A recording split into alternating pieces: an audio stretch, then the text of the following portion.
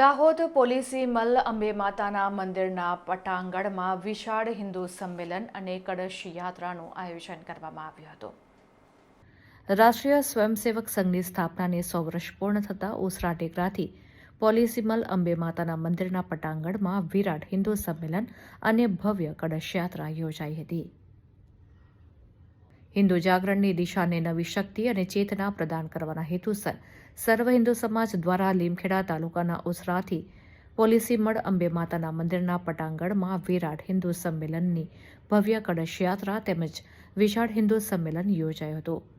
સાથે સાથે હોળી ઢોલ મેળાનું પણ આયોજન કરવામાં આવ્યું હતું. સાધુ સંતો, ગ્રામજનો, આગેવાનો, વડીલો, માતા બહેનો તેમજ સ્કૂલની બાલિકાઓ દ્વારા દીવડા પ્રગટાવીને અંબેમાની આરતી ઉતારવામાં આવી હતી. તો મંગુભાઈ તેમજ સાધુ સંતોએ કાર્યક્રમમાં ઉપસ્થિત સૌને ફૂલોનો વરસાદ વહેંચાવી અભિવાદન કર્યું હતું. ત્યારબાદ ભોજનના ભંડારાનું પણ આયોજન કરવામાં આવ્યું હતું. આ સમગ્ર કાર્યક્રમનું સંચાલન મંગુભાઈ મુણિયા તેમજ રાષ્ટ્રીય સ્વયંસેવક સંઘ દ્વારા કરવામાં આવ્યું હતું.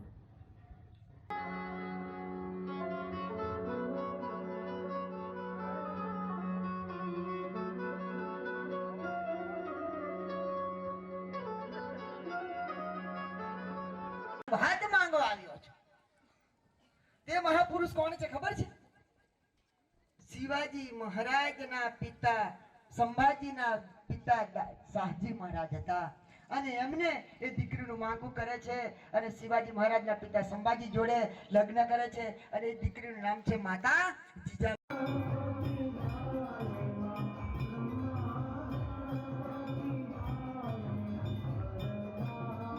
જય શ્રી રામ. આજે પોલીસી મળ મુકામે કંબોઈ મંડળની જે વિરાટ હિન્દુ સંમેલન યોજવામાં આવ્યું છે તેમાં ઉસરાથી બહુ મોટી સંખ્યામાં શોભાયાત્રા કાઢવામાં આવી અને અહીંયા સાધુ સંતો, નાના બાળકો અને મારી માતાઓ બહેનો ખૂબ મોટી સંખ્યામાં આવી અને જે આ વિરાટ હિન્દુ સંમેલનનો જે લાવો લીધો છે એના માટે પણ હું મારા સાધુ સંતો, અમારા વક્તાઓ અને મારો હિન્દુ સમાજ પણ ખૂબ મોટી સંખ્યામાં ઊભો અહીંયા હાજર રહ્યો છે અને સાથે સાથે ઢોલ મેળાનું પણ આયોજન કરવામાં આવ્યું. એમાં પણ ઢોલોની પણ સંખ્યા સારી રહી. મારી બહેનો, માતાઓ હોળી પહેલાં જે હોળીની મજા લીધી અને જે દિવાળી જેવો માહોલ અહીંયા ઊભો કર્યો એ બદલ હું આજે આયોજન થયું છે અને જે સિંહ ફાળો મારા 7 ગામમાંથી કંબોઈ, ઉસરા, પોલીસી મળ, ટૂટાઘાટી, ચાટકી, ખડદા, પાડા એવોનો પણ હું એક આભાર વ્યક્ત કરું છું. અમારા જોત સ્વરૂપ સાહેબ, અમારા જયમીનભાઈ, મગનભાઈ ભાભોર આ બધાએ ખૂબ જ જહેમત ઉઠાવી અને કરીબમાં અમારી 5 થી 7 બેઠકો થઈ અને ખૂબ જ વિરાટ હિન્દુ સંમેલન અહીંયા પોલીસી મળ મુકામે અંબેમાના મંદિરે જ્યારે આ પૂર્ણ થયું છે ત્યારે હું પણ ઘણો ખુશી અને બહુ આનંદની લાગણી સાથે આ કાર્યક્રમને વધાવું છું અને આવા કાર્યક્રમ સતત થતા રહે એના માટે પણ હું સર્વે ધર્મોને પણ એક પ્રાર્થના કરું છું. ભારત માતા કી જય. જય જય શ્રી રામ. આપનું નામ? મંગુભાઈ નાનાભાઈ મુનિયા. જી. આજ રોજ પોલીસી મળ અંબે માતાના મંદિરના પટાંગણમાં કંબોઈ મંડળમાં સમાવિષ્ટ ગામો ઉસરા, પાડા, ચાટકી, નાગટી દ્વારા જે આપણે વિરાટ હિન્દુ સંમેલન કે રાષ્ટ્રીય સ્વયંસેવક સંઘ જેને 100 વર્ષ પૂર્ણ થતાં આપણે સંઘ શતાબ્દી વર્ષની ઉજવણી કરી રહ્યા છે ત્યારે આપણા દરેક ગામ, દરેક તાલુકા, દરેક મંડળ, દરેક જિલ્લા, દરેક રાજ્યમાં વિરાટ હિન્દુ સંમેલનો કર્યા ત્યારે કંબોઈ મંડળનું આજ રોજ પોલીસી મળ મુકામે આ વિરાટ હિન્દુ સંમેલનનું એક આયોજન કરવામાં આવ્યું હતું.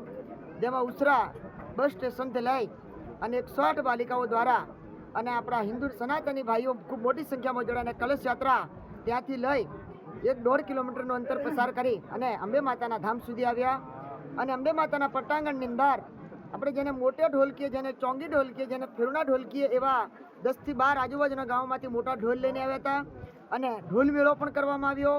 અને અહીંયા ઉપસ્થિત આપણા સનાતની ભાઈઓએ ત્યાં ખૂબ નાચગાન પણ કર્યા.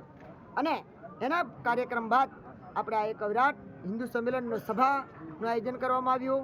તેમાં બાલિકાઓ દ્વારા રામ આયેંગે અને એક સ્વાગત ગીત રજૂ કરવામાં આવ્યું. અને સંત મહાત્માઓ દ્વારા આપણો એક ધર્મ, હિન્દુ સમાજ, હિન્દુ સંસ્કૃતિ ને કેવી રીતે ઉજાગર કરીએ, આપણા હિન્દુ સમાજની અંદર કેવી રીતે એકતા થાય અને આપણા ભારત દેશની એકતા, સંગઠિતતા જળવાઈ રહે અને દરેકની અંદર સામાજિક સમરસતા કેળવાય.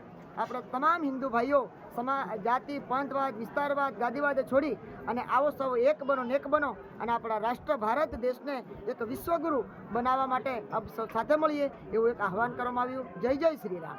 આપનું નામ?